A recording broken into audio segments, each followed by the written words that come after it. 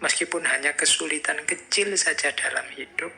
Tapi kalau kita merasa, wah hidupku ini malang sekali, hidupku ini menyedihkan sekali, salahku apa kok Allah mengujiku seperti ini, ya jadilah kita orang yang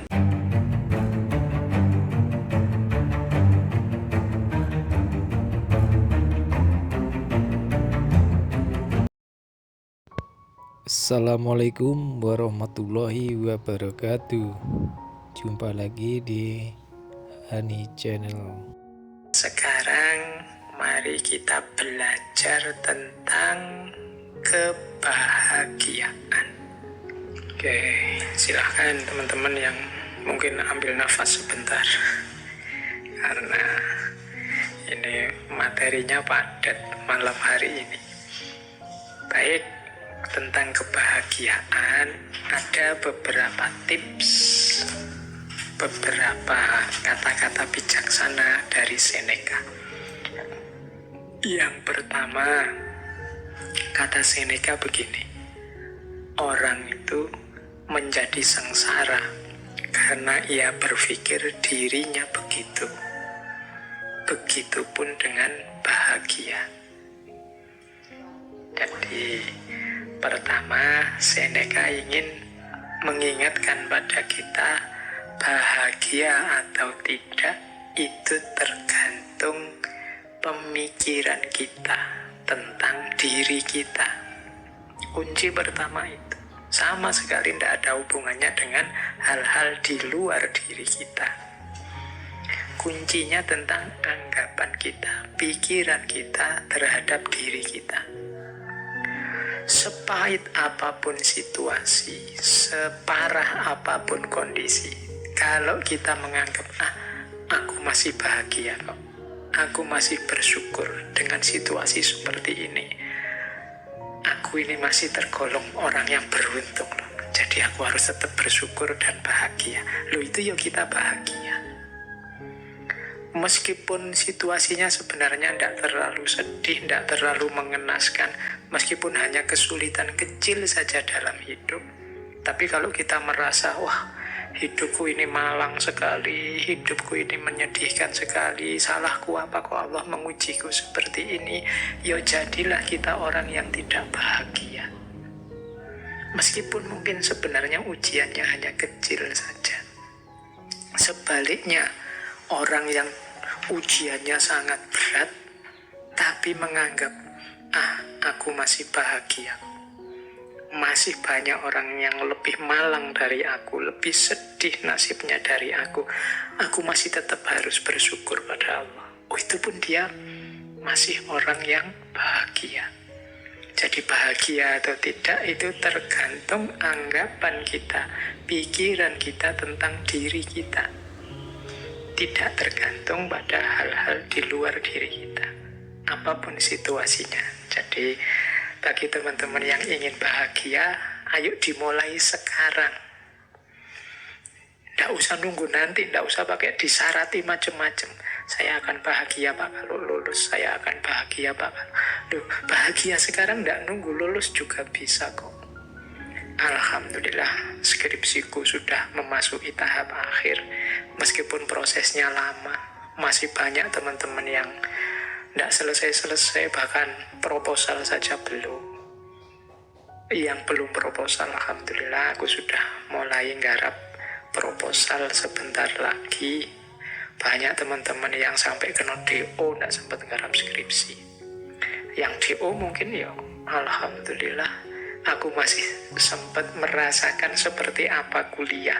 Banyak loh saudara-saudara teman-teman kita yang sampai tuanya tidak tahu rasanya kuliah itu apa, sibuk dengan kesulitan hidupnya. Loh, ada sangat banyak alasan untuk kita bahagia, sebagaimana juga ada sangat banyak alasan kalau kita tidak mau bahagia.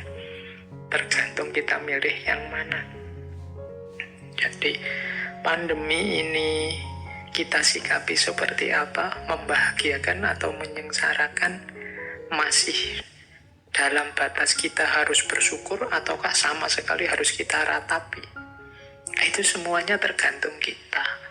Jadi tidak ada hubungannya dengan yang di luar diri kita. Maka yuk mari kita tata cara berpikir kita, biar kita hidup secara bahagia. Kemudian ada rumus yang kedua, kata Seneca begini, kehidupan yang bahagia adalah yang sesuai dengan sifat alaminya. Jadi kebahagiaan itu akan muncul kalau kita ngerti kondisi harmonis seimbang alami dalam kehidupan kita. Ini nyambung dengan yang tadi ya, yang bagian kesederhanaan tadi, bahwa kita jangan berlebihan. Hiduplah di standar yang alami saja, sesuai sifat-sifatnya. Kalau bahasa tadi, sesuai divine reason-nya, sesuai sunnatullahnya. Ya kita kuatnya makan berapa, kuatnya tidur berapa persen kita harus tidur, berapa persen harus makan, berapa persen harus istirahat. Berarti untuk belajar berapa, untuk ibadah berapa, standar saja yang alami-alami saja. Makan yang menguntungkan untuk tubuh, caranya seperti apa, bahannya apa saja, gimana caranya agar tidak kekurangan atau berlebihan, itu standar-standar alami.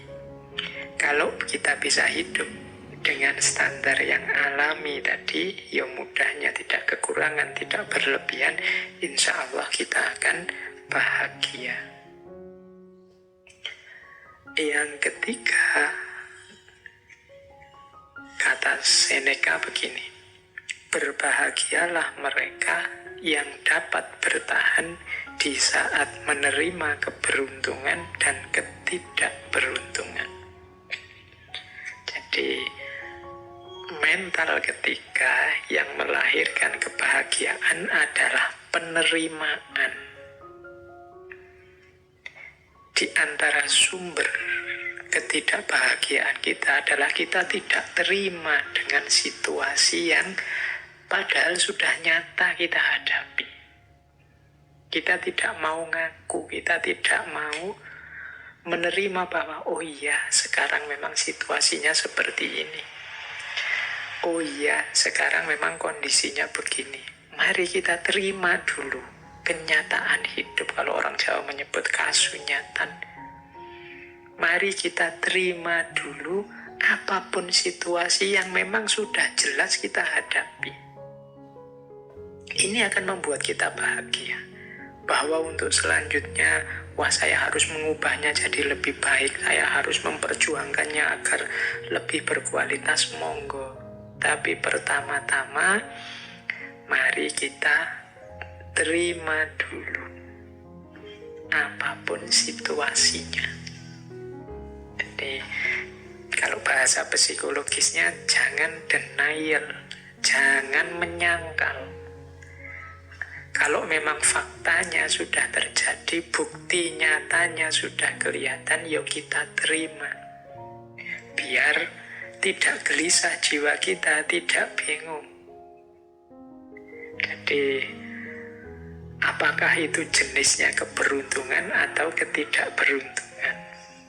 Ini lebih kondusif untuk kebahagiaan hidup kita.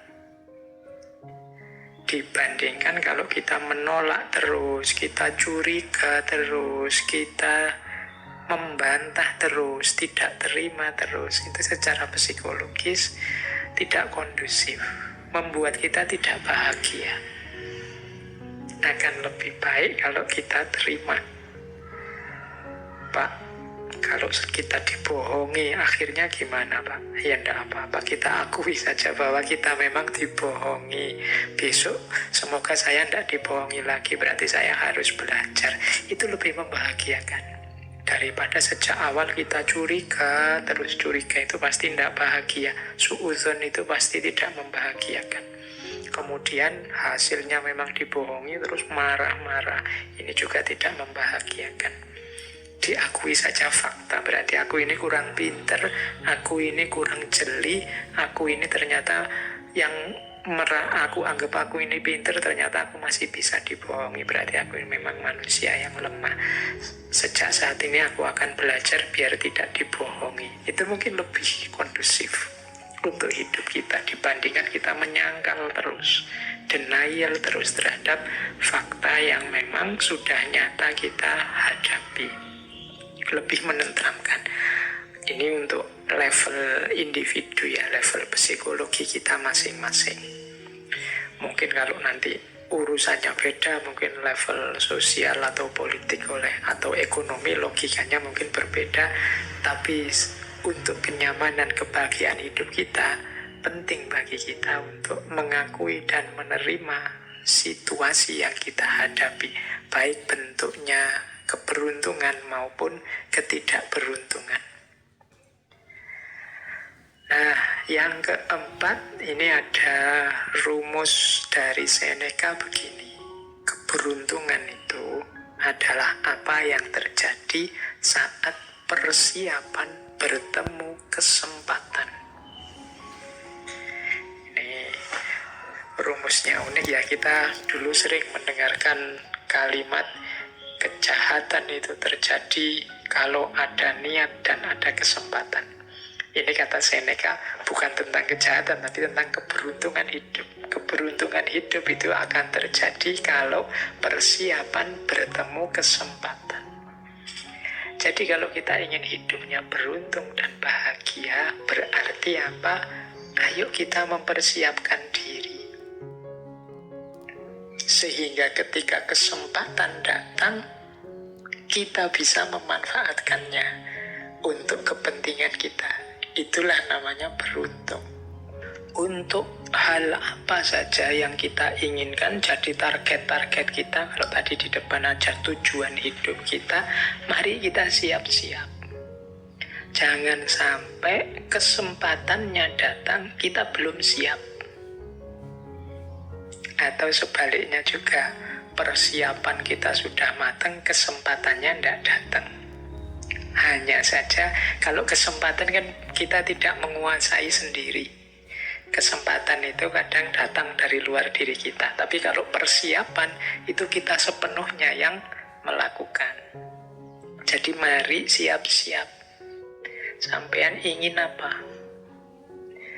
Misalnya saya nanti ingin jadi orang yang di masyarakat itu dihargai, kemudian mungkin disuruh ceramah, disuruh sambutan, bisa kalau tiba-tiba disuruh memberitahu wah itu besok bayanganku begitu aku. Nah, berarti harus sejak sekarang latihan ngomong, latihan pidato, latihan ceramah, itu persiapan. Siapa tahu tiba-tiba ketemu momen, monggo mas memberi sambutan, memberi tausiah, ini Pak Yainya tidak datang, lu kita sudah siap. Itu kan keberuntungan. Begitu tampil, wah ternyata luar biasa, besok diundang bicara lagi ya. Itu namanya keberuntungan. Ketika persiapan ketemu kesempatan. Tapi kalau kita tidak siap sama sekali dan memang tidak menyiapkan diri, ya kesempatannya datang, dia akan lewat sia-sia. Monggo mas tausiah. Aduh mohon maaf saya tidak mampu, saya tidak pernah, saya tidak bisa. Ya sudah, kesempatannya lewat. Itu contoh sederhana. Dalam hal apapun juga begitu.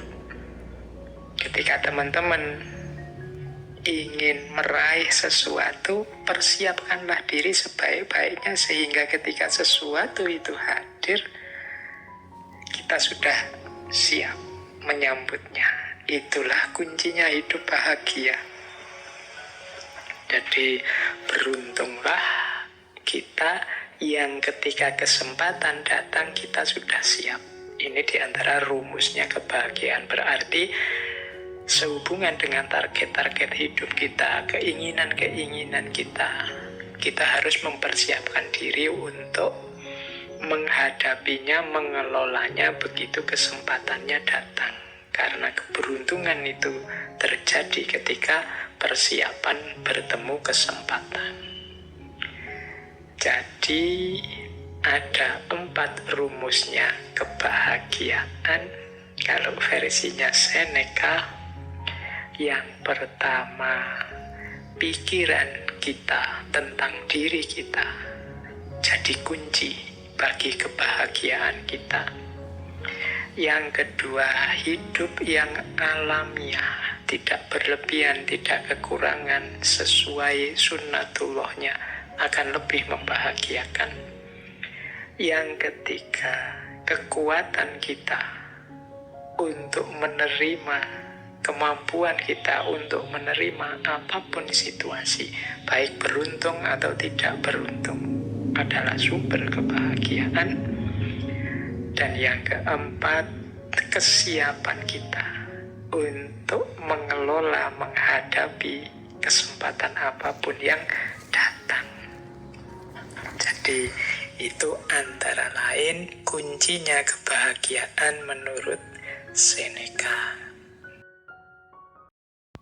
Terima kasih sudah menonton. Semoga bermanfaat. Terima kasih atas dukungan Anda semua. Wassalamualaikum warahmatullahi wabarakatuh.